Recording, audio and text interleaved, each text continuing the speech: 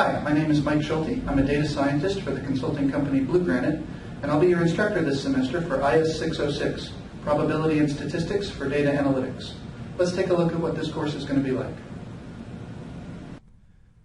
This course will be roughly divided into two parts. The first part of the course will be focusing on probability theory. We'll study the fundamental concepts, we'll study things like conditional probability, and we'll study different probability distributions. We'll focus on simulation, and we'll talk a little bit about how to use the different probability distributions to model real phenomena. In the second half of the course, we'll focus on the theory behind mathematical statistics. So here we'll talk about things like confidence intervals, hypothesis testing. We'll talk about estimation in general. How do we get the parameters that we use in those probability distributions? And how do we answer questions using basic statistical theory? Toward the end of the course, we'll talk a little bit about Bayesian statistics, and in just a moment I'll talk more about what that means. So what is probability? Well, that's not an easy question to answer, but what we do know is that it applies to a large range of phenomena throughout our lives.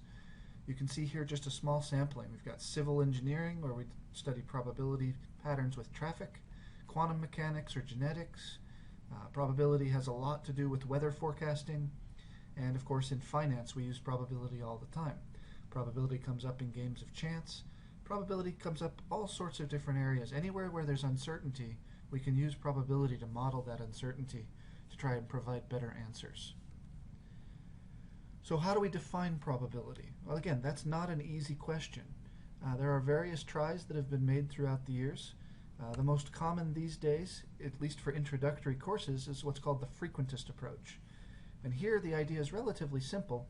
Probability discusses the frequency with which an outcome will occur. So for instance, if you have a coin that you think is fair, and you flip that coin an infinite number of times, you would expect that half of the time it'll come up heads, and half of the time it'll come up tails.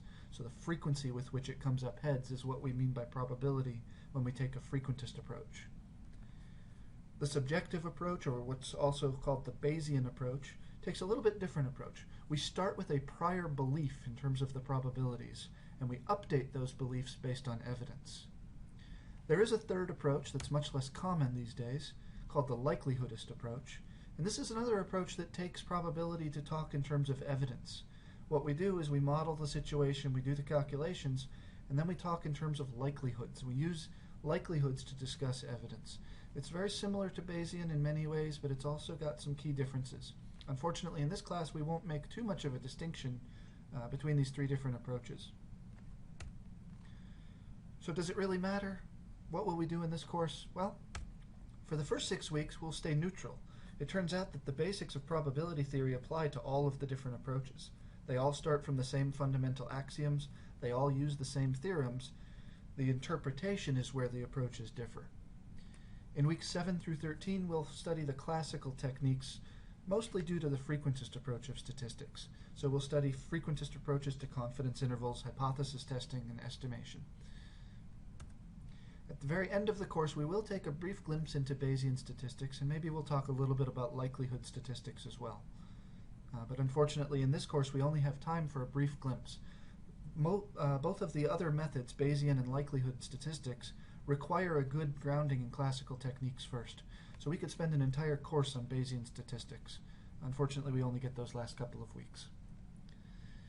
So what should you do first to get started in this course? Well, the first thing to do is make sure you read the syllabus thoroughly. Understand how the course will work, understand what your expectations are, understand what you'll be expected to do, and make sure you have any questions answered within this first few days. The next thing you should do is make sure you introduce yourself in the discussion forums. I know some of you know each other from previous coursework, but I don't know you yet, so give me a little bit of a glimpse into who you are, what you're after, that sort of thing. After that, you go ahead and begin the lessons for the week. We'll have a number of short video lessons followed by assignments, and each video lesson will be accompanied by a reading assignment. So we'll have a series of those each week. And then once you've done those, or even before you do those, if you want to start working on the graded assignment, that's your next task. So each week you'll have an individual graded assignment. And then starting in week 2, you'll also have collaborative assignments, and we'll have a final exam for the course as well. And we'll talk more about those as we go forward.